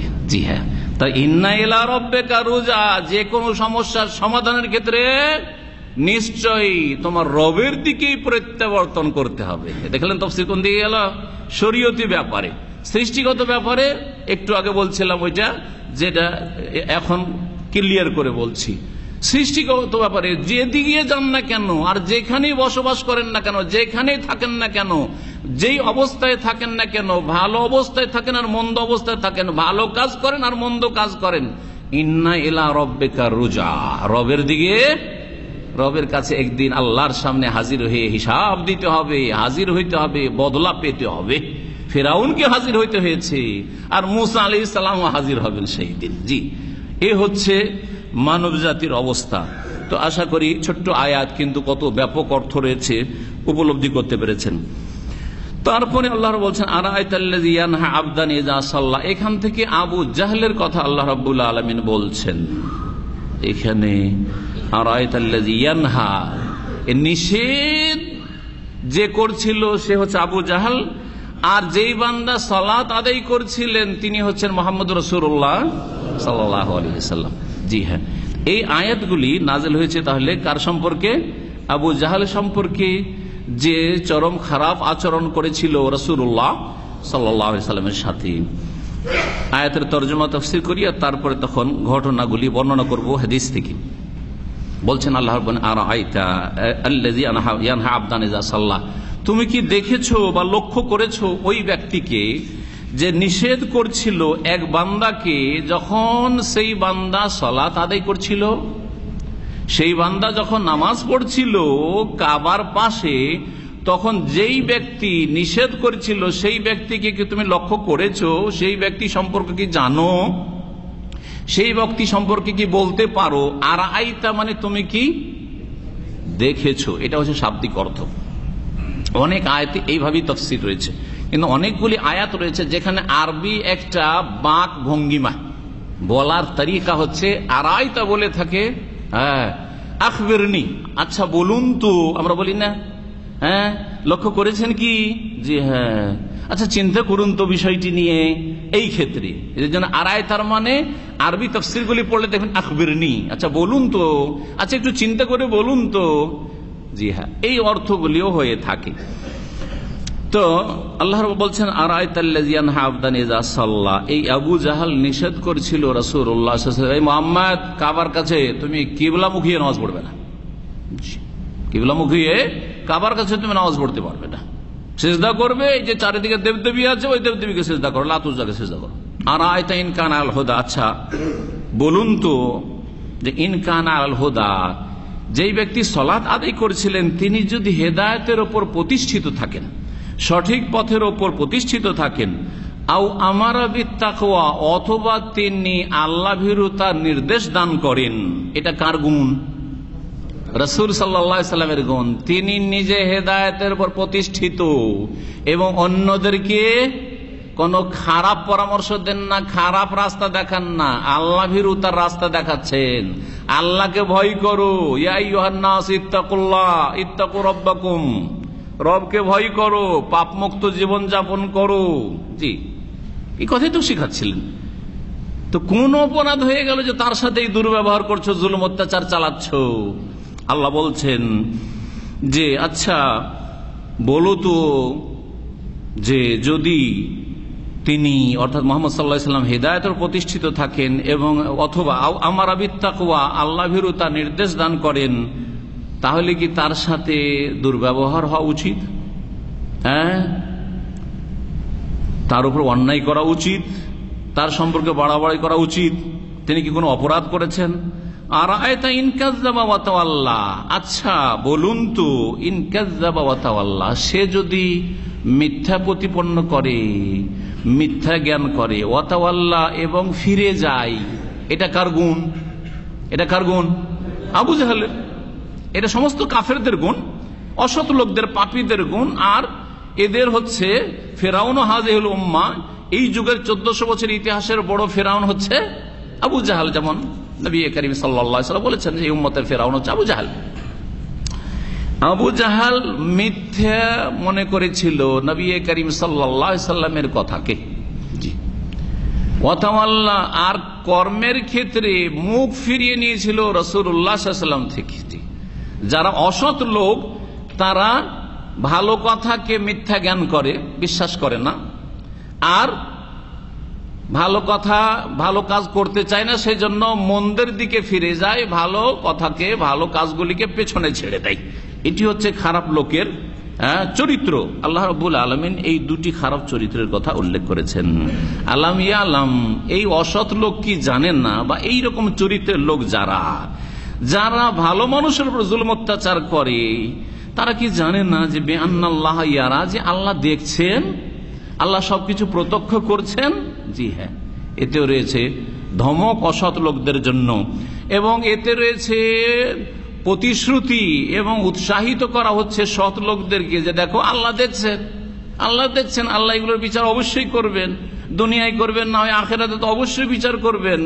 দুনিয়ার আদালতে বিচার নাই হোক গা, বা ন্যায্য অধিকার নাই পান, রবের কাছে ন্যায্য অধিকার অবশ্যই পাবেন। জি, বলছেন কাল্লা, কোশ্চিন কালেও না, কোশ্চিন কালো এইরকম করাটা সমীচীন না, উচিত নয়, এটা চরম অন্যায়। এই নামাজ পড়তে বাধা দেওয়া, আল্লাহ ভীরুতার কাজে বাধা দেওয়া, এবং হেদায়েতের উপরে কেউ থাকতে চায় তো তাকে হেদায়েতের উপরে টিকে থাকতে না দেওয়া, ভালো কথা বলছে তারপরও সেটাকে পছন্দ না করা, যে হ্যাঁ সেটার বিরোধিতা করা, এগুলি চরম অপরাধ। কাল্লা, কোশ্চিন কালো এইরকম করাটা ঠিক নয়, অন্যায় কাজ। লা ইল্লাম ইয়ান্তাহি, সে যদি, এই আবু জাহেল যদি এইরকম খারাপ আচরণ থেকে বিরত না হয়, আল্লাহ বলছেন ইনতাহা, ইনতাহা মানে থেমে যাওয়া, স্টপ করা, বিরত থাকা, যদি সে বিরত না হয়, লানাসফাম বিন নাসিয়াহ, তাহলে অবশ্যই অবশ্যই তার মাথার চুলের গুছো ধরে অথবা ঝুঁটি ধরে, ঝুঁটি বলেন না আপনারা, দুটোই অর্থ করতে পারেন এখানে। নাসিয়া, নাসিয়া তো আসলে কপালকে বলা হয়। আর বড় বড় চুল রাখতো, আর আরবরা যখন কোন লোককে ধরতো, ধরেন ধরে ওকে শাস্তি দেবে বা কিছু করবে, তখন করতো কি, সামনের চুলটিকে ধরতো, সামনের চুলটিকে ধরতো, ধরার পর তখন মার দিত, বুঝছেন না? তো যেই দেশে যেটা চলে সেই ভাষাগুলি কিন্তু ব্যবহার করা হয়, হয় না? আমাদের দেশে গামছা চলে, এটা গল্পই বলি তাহলে, মানে তা বুঝতে পারবেন। গামছা চলে না? গামছা ছাড়া বাঙালি হইতে পারেন না। জি হ্যাঁ, জি। তো গামছাটা খুব ভালো জিনিস, কিন্তু গামছার উপকারিতা বয়ানের সময় নেই না, তো বলতাম। জি, তয়লার চেয়ে গামছা ভালো, এই জন্য এখন আমি তয়লাও রাখি, গামছাও রাখি। জি হ্যাঁ, তো বলছে না গামছা, সেই জন্য আমাদের অঞ্চলে, যাই না আপনাদের অঞ্চলে আছে কিনা, আমাদের অঞ্চলে কোন লোক ধরেন টাকা ধার নিয়েছে, তারপর টাকা দেয় না, তখন ওকে ধরেছে রাস্তাতে, ধরে আর ছাড়ছেন, যে টাকা দিয়ে এখান থেকে অট, না হলে তোকে উঠতে দেবো না, টাকা দিয়ে এখান থেকে সরবি। তখন এই ঘটনা বর্ণনা করতে কি বলছে, অমুকের গলায় গামছা দিয়েছিল, আজকে অমুকের গলায় কি করেছিল, গামছা দিয়েছিল। গামছা দিয়ে তো ধরেনি। হ্যাঁ, তো ঠিক ওই রকমই এখানে ওই ভাষা, ওই বাকভঙ্গিমাতে বলা হচ্ছে লানাসফাম বিন নাসিয়া। আরবরা যেহেতু মাথার লম্বা চুলে জুড়িটা দৌড়ে পড়া পড়ে উপরে, হ্যাঁ মারি দিত। আল্লাহ বলছেন যে আবু জেহেল ওই রকমই দিব, আমি ওই রকমই দেবো ফেরেশতাদেরকে দিয়ে। আল্লাহ বলছেন সে যদি বিরত না হয় লানাসফাম বিন নাসিয়া, অবশ্যই অবশ্যই তাকে টেনে হেঁচড়ে নিয়ে আসবো। বিন নাসিয়া, তার মাথার চুলের অগ্রভাগ ধরে বা গুচ্ছ ধরে বা কেশের কি ধরে বলছে, যেটাকে কি বললাম একটু আগে, ঝুটি, ঝুটি, মাথার ঝুটি ধরে, অগ্রভাগের ঝুটি ধরে টেনে হেঁচড়ে নিয়ে আসবো তাকে। আর সেই চুলের গুচ্ছ আবু জাহলের বা মাথার যে ঝুটি, সেটা কাযেবা, মিথ্যুক, মিথ্যুকের ঝুটি, খাতিয়া, পাপিষ্টের ঝুটি, পাপিষ্ট এবং মিথ্যাবাদীর চুলের গুচ্ছ। জি হ্যাঁ, পাপিষ্ট এবং মিথ্যাবাদী।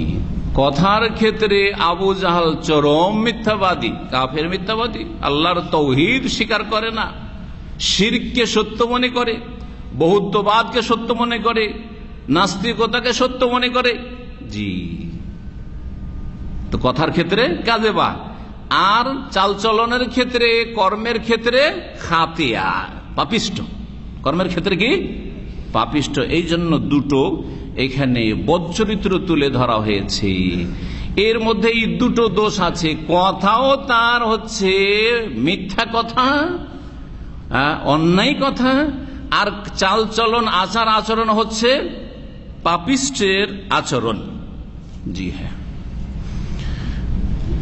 আল্লাহ রাব্বুল আলামিন যে এই ধমক দিয়েছেন আবু জাহালকে, যে তার কপালের ঝুটি ধরে বা মাথার চুলের অগ্রভাগের ঝুটি ধরে বা কেশ গুচ্ছ ধরে টেনে হেঁচড়ে নিয়ে আসবো, এটা দুনিয়াতে না আখিরাতে? দুনিয়াতে না আখিরাতে? আখিরাতে দিলেন খাস করে, তাই না? আমি দুটোই বুঝাই আপনাদেরকে, দুনিয়াতেও করব এই কাজ আমি করতে পারি, আর আখিরাতে করব। জি হ্যাঁ, আখিরাত সম্পর্কে সূরা রহমানের একটি আয়াত রয়েছে, ইউখাযু বিন নাওয়াসি ইউরাফুল মুজরিমুনা বিসীমাহুম ওয়া ইউখাযু বিন নাওয়াসি ওয়াল আকদাম। সুবহানাল্লাহ, ইউরাফুল মুজরিমুনা বিসীমাহুম, কিয়ামতের দিনে বিচার দিবসে অপরাধী যারা ক্রিমিনাল, মুজরিম মানে আজকাল সামাজিক অপরাধী, তাই না? চোর, ডাকাত, খুনি, এগুলো না, আল্লাহর কাছে সবাই মুজরিম। বেনামাজিকে আল্লাহ মুজরিম বলেছেন কোরআনে কারিমে, হ্যাঁ, সূরাতুল মুদ্দাসসিরে। জি হ্যাঁ, মুশরিক হচ্ছে মুজরিম। ইন্নাল মুজরিমিনা ফি আযাবে জাহান্নাম খালিদুন, ইন্নাল মুজরিমিনা ফি যালালিন ওয়া সুর। জি, তো ইউরাফুল মুজরিমুনা বিসীমাহুম, কিয়ামতের মাঠে যারা অপরাধী তাদেরকে তাদের চেহারার লক্ষণ দেখে চেনা যাবে। ওয়ায়ুখাযু বিন নাওয়াসি, এবং তাদের মাথার ঝুটি ধরে টেনে নিয়ে আসা হবে। ওয়াল আকদাম, আর পা ধরে টেনে হেঁচড়ে নিয়ে আসা হবে। কারো পা ধরে টেনে হেঁচড়ে নিয়ে আসা হবে, বা কখনো পা ধরে টানা হাঁচড়া করে জাহান্নামে ফেলা হবে, আর কারো বা কখনো মাথার গুছো ধরে, চুলের গুছো ধরে টেনে হেঁচড়ে জাহান্নামে ফেলা হবে। জি, ওয়ায়ুখাযু বিন নাওয়াসি ওয়াল আকদাম ফাবিআইয়ি আলাই রাব্বিকুমা তুকাযযিবুন। তাহলে আখিরাতের তো তাফসীর ঠিক আছে, এই আয়াত সমর্থন করে। আর একটি তাফসীর সমর্থন করে দুনিয়ার ক্ষেত্রে হাদিস বা সিরাতুন নবী। বদরের যুদ্ধে নিহত হইল এই আবু জাহাল, কথা বুঝছেন না? আর তারপরে তার গলাটা কেটে আলাদা করা হইল, আর মাথার চুল ছিল বড় বড়, মাথার চুলের গুছো ধরে তার মাথাটাকে উঠিয়ে, এত বড় ভারী মাথা যে একজন উঠে, ইবনে মাসউদ রাদিয়াল্লাহু, দুর্বল মানুষ উঠাইতে পারে না। একটা কত বড় মাথা ছিল আবু জাহালের, চিন্তা করেন, যে একা উঠাইতে পারে না। সুবহানাল্লাহ। জি, উঠিয়ে নিয়ে আস রাসূলুল্লাহ সাল্লাল্লাহু আলাইহি ওয়াসাল্লামের কাছে, ইয়া রাসূলুল্লাহ, এই যে দেখেন, জি এই যে আবু জাহালকে আমি কতল করেছি। জি, তাহলে এখানে যে লানাসফাম বিন নাসিয়া, তার বাস্তবায়ন বদরের দুনিয়াতে হয়ে গেছে। আর আখেরাতে তো হবেই, আখেরাতে জাহান্নামে নিক্ষেপ করা হবে, জি, চুলের ঝুটি ধরে আর পা ধরে টেনে হেঁচড়ে ফেলা হবে, যেমন সূরাতুর রহমানে রয়েছে। আল্লাহু আকবার, আল্লাহ যেন আমাদের হেফাজত করেন। ফালিয়াদুন নাদিয়াহ, সে তার সভাসদদেরকে ডাকুক। কারণ আবু জাহাল মোহাম্মদকে যে আমার সাথী সঙ্গীদেরকে নিয়ে তোমাকে একবারে পিছে রেখে দেবো, কি মনে করো তুমি? তোমার কে আছে এখানে? তুমি কে? 3 ছেলে, তোমার কে আছে এখানে? আর আমার লোকের অভাব আছে, জনবলের অভাব আছে আমার পিছনে, তুমি কি মনে করো? এই যে ধমক দিয়েছে আল্লাহ, বলছেন ফালিয়াদুন নাদিয়া, তার সভাসদদেরকে সে ডাকুক, তার যারা সদস্য, চেলা চামচা সবকে ডাকুক। সানাদুজ্জাবানি, আমিও জাহান্নামের প্রহরী ফেরেশতাদেরকেও ডাকবো। জাবানিয়া বলা হয় দারোগাকে, পুলিশকে দুনিয়ার ক্ষেত্রে বলা হয়, পাহারাদারকে, সিকিউরিটিকে বলা হয়। আমি আমার সিকিউরিটি ডাকবো, জি, ফেরেশতাদেরকে জাবানিয়া। জাহান্নামের পাহারাদার ফেরেশতারা প্রহরীদেরকে জাবানিয়া বলা হয়েছে। আমিও শীঘ্রই আমার জাহান্নামের মালায়েকা ফেরেশতাদেরকে ডাকবো, প্রহরীদেরকে, আর ডেকে বলবো যে নিয়ে যাই টেনে আবু জাহাল এই ফেরাউনকে জাহান্নামে। সানাদুজ্জাবানি, শুধু জাহান্নামে, আখিরাতে না, দুনিয়াতে আমি এটা করব। সে যদি মুহাম্মদ সাল্লাল্লাহু আলাইহি সাল্লামের গায়ে হাত দেয় তো আমারও ফেরেশতা রেডি হয়ে আছে তাকে টেনে হেঁচড়ে ছিন্নভিন্ন করার জন্য, তার শরীরকে টুকরো টুকরো করে দেওয়ার জন্য। যা একটু পরে যখন হাদিস বলবো তখন বুঝতে পারবেন। কাল্লা, কোশ্চিন কালেও এইরকমটা করা উচিত নয়। হকের সাথে আর হকপন্থীর সাথে, কোরআন সুন্নাহর অনুসারীদের সাথে, আম্বিয়া রাসূলগণের অনুসারীদের সাথে, তৌহিদবাদীদের সাথে, সুন্নতের অনুসারীদের সাথে, শিরক বিদআত মুক্তদের সাথে, ভালো মানুষদের সাথে এসব অসৎ আচরণ করা কাল্লা, কোশ্চিন কালে উচিত নয়। এটা কল্যাণ বই নিয়ে আসবে না।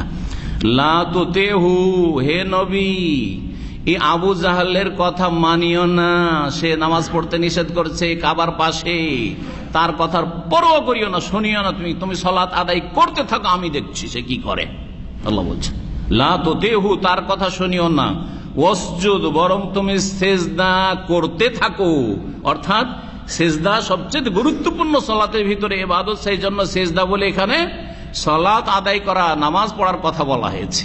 শুধু আলাদা করে সেজদা ইবাদত নয়, একমাত্র সেজদায় শুকর, সেজদায় তিলাওয়াত ছাড়া এই যে বিদাতীদের একটা করে সেজদা, নামাজ পড়া হইলো, মসজিদে বসে আছে, একটা খট করে সেজদা দিল, তারপর উঠে চলে গেল, এটা বেদাতি সেজদা। খবরদার এরকম সেজদা করবেন না।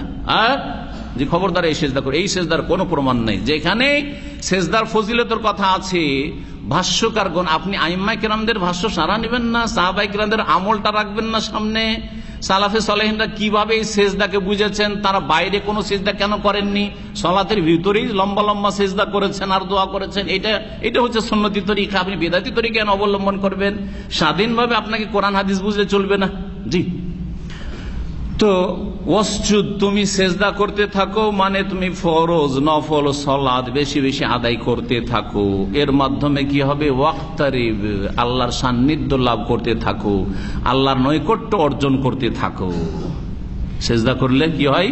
আল্লাহর নৈকট্য অর্জন হয়। এই মর্মে বেশ কিছু হাদিস রয়েছে, তার মধ্যে একটি হাদিস আপনাদেরকে শোনাই। প্রিয় নবী মুহাম্মদ রাসূলুল্লাহ সাল্লাল্লাহু আলাইহি ওয়াসাল্লামের সহিহ মুসলিমের হাদিস, আকরাবু মা ইয়াকুনুল আবদু মির রাব্বিহি ওয়া হুয়া সাজিদ, বান্দা তার প্রতিপালকের অত্যন্ত নিকটবর্তী হয়ে যায় কখন? যখন সে সিজদায় অবনত হয়, সিজদায় যখন লুটিয়ে পড়ে।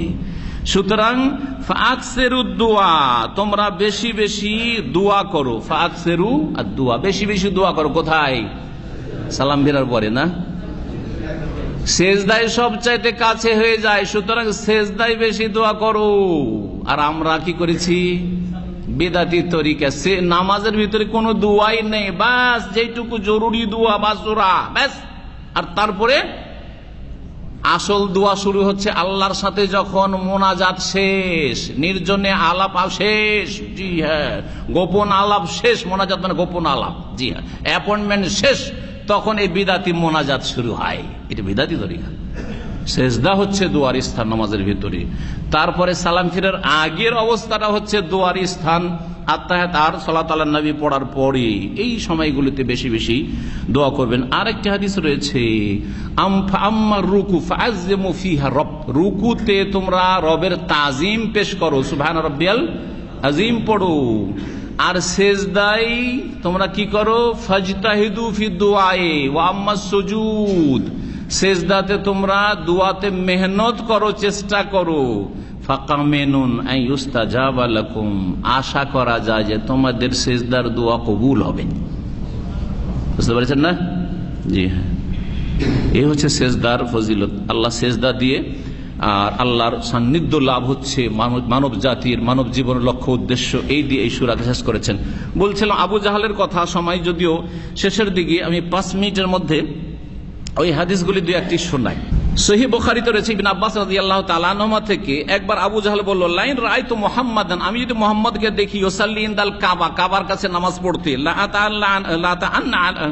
লা তাআন্না আলা উনুকিহি, তাহলে আমি তার গর্দনে পা দিয়ে দলে দেব, কুচিলে দেব। আউযুবিল্লাহ। ফাবালাগান নবী সাল্লাল্লাহু আলাইহি ওয়াসাল্লাম, নবী সাল্লাল্লাহু আলাইহি ওয়াসাল্লামের কাছে এই খবরটি পৌঁছিল যে এরকম কথা বলেছে। ফাকালা, ধমকটা দিয়েছে, খবর পৌঁছেছে।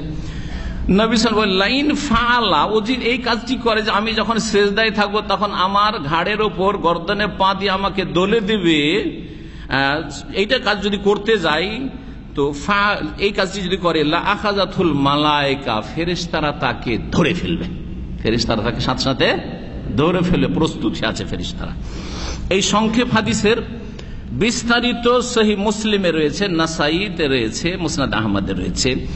যে হাদিসটি আবু হুরায়রা রাদিয়াল্লাহু তাআলা আনহু থেকে বর্ণিত রয়েছে, আবু জাহাল বলল একবার, হাল ইউআফিরু মুহাম্মাদ ওয়াজহু বাইনা আযহুরিকুম, মুহাম্মদ কি তোমাদের মাঝে চেহারাকে ধুলো ধূসরিত করে, মানে সিজদায় পড়ে যায়, তোমাদের সামনে বাইরে এসে খোলা জায়গায় হারামের এই চত্বরে বা এই কাবার আশেপাশে সে সিজদা করে নাকি, জিজ্ঞেস করছে তার দলবলকে। কালু নাম, তো কাফিররা বলে হ্যাঁ। কালা ওয়াল্লাত ওয়াল উজ্জা, লাত উজ্জার কসম করে বলছি, এই কাফের বলছে লাত উজ্জার কসম করে বলছি, লাইন রাআইতু ইউসাল্লি কাযালিকা, আমি যদি একে এইভাবে নামাজ পড়তে দেখি, লা আতান্না আলা রাকাবাতি, তার ঘাড়ে পা দিয়ে আমি দলে দেব, ওয়ালা আফিরানা ওয়াজহু ফিত তুরাব, আর তার চেহারাকে মাটিতে একবারে ঘষিয়ে দেব, রগড়িয়ে দেব, জি ধুলোতে মিশিয়ে দেব। ফাতা রাসূলুল্লাহ সাল্লাল্লাহু আলাইহি ওয়াসাল্লাম ওয়া হুয়া ইউসাল্লি, এই আবু জাহাল আসলো নবী সাল্লাল্লাহু আলাইহি ওয়াসাল্লাম সালাত আদায় করা অবস্থায়, লিয়াতা আলা রাকাবাতিহি, ঘাড়ে পা দিয়ে এখন দলে দেবে, এই রেডি হয়ে চলে এসেছে, ও কাছাকাছি একবারে। কালা ফামা ফাজাহু মিনহু ইল্লা ওয়া হুয়া ইয়ানকুসু আলা আকিবাইহি ওয়া ইয়াত্তাকি বিয়াদিহি, যেমনই কাছাকাছি গিয়েছে, পাটা দিতে যাবে, একটু দূরেই আছে, বেশ দূরে আছে, মাঝখানে কিছুটা ব্যবধান আছে, ওই সময় হঠাৎ করে তার অবস্থাটা দেখুন, বলছেন হাদিসে যে হঠাৎ করে সে কি করছে, ইয়ানকুসু আলা আকিবাইহি, পিছপা হয়ে পালাচ্ছে, পেছন দিকে উল্টো দিকে কি করছে, সরে যাচ্ছে হঠাৎ করে, ওয়া ইয়াত্তাকি বিয়াদিহি, এরকম করে এই করছে, হাত দিয়ে নিজে আত্মরক্ষা করছে আর পিছন দিকে পালাচ্ছে যারা, এইরকম করে। কালা ফাকিল আল্লাহ, আবু জাহালকে বলা হইল যে মা লাকা, আরে কি হয়ে গেছে, আপনি এরকম কেন করছেন? ওর সাথী সঙ্গীরা বলল, কাল ইন্না বাইনি ওয়া বাইনাহু খান্দাকা মিন নার, আরে মুহাম্মদের মাঝে আর আমার মাঝে আমি অগ্নির পরীক্ষা দেখলাম। আগুনের পরীক্ষা বুঝেন, মানে আগুনের গর্ত, আগুনের গর্ত, একটা গর্ত আছে আর দাউ দাউ করে আগুন জ্বলছে, হঠাৎ করে দেখেছি, যেমন তেমন আমি জান বাঁচাবার জন্য পিছনে পালিয়ে এসেছি, ওইভাবে আত্মরক্ষার জন্য। ও হাউলান, এবং ভয়ানক অবস্থা দেখলাম, ও আজনেহাতান, আর অনেক পাখা দেখলাম। কিসের পাখা ছিল যেগুলো? অনেক ডানা, ফেরেশতাদের ডানা, ডানা দিয়ে একবারে ছিন্ন ভিন্ন করে রেখে দিতেন ফেরেশতারা। সেই সময় আবু জাহালকে ওই জন্য রেডি ছিলেন। জি কালা, সেই সময় রাসূলুল্লাহ সাল্লাল্লাহু আলাইহি ওয়াসাল্লাম বললেন, ফাকালা রাসূলুল্লাহ লাউদানা মিন্নি, আমার কাছে যদি সে ঘনিয়ে আসতো, লাখতাতাফাতুল মালায়েকাতু উদওয়ান উদওয়ান, তাহলে ফেরেশতা তার এক একটি অঙ্গকে ছিন্ন ভিন্ন করে ছাড়ত, টুকরো টুকরো করে ছাড়ত। এই হচ্ছে হাদিস নবী করিম সাল্লাল্লাহু আলাইহি ওয়াসাল্লামের, যা সহিহ মুসলিমে রয়েছে। এছাড়াও বেশ কিছু হাদিস রয়েছে। তো এখানে আশা করি যথেষ্ট, আর সময় যথেষ্ট হয়ে গেছে। আল্লাহ যেন আমাদের নেক আমল কবুল করেন, আমাদের এলমে বরকত দান করেন, আমলে বরকত দান করেন, কোরআনে আজিমে আমাদের জীবনে যেন বরকত দান করেন। আল্লাহ রাব্বুল কোরআন দিয়ে আমাদের অন্তরকে আলোকিত করেন, আমাদের আমলকে ভালো করেন এবং আমাদের পরিবার পরিজনকে আল্লাহ দুনিয়া আখিরাতে সুখী করেন।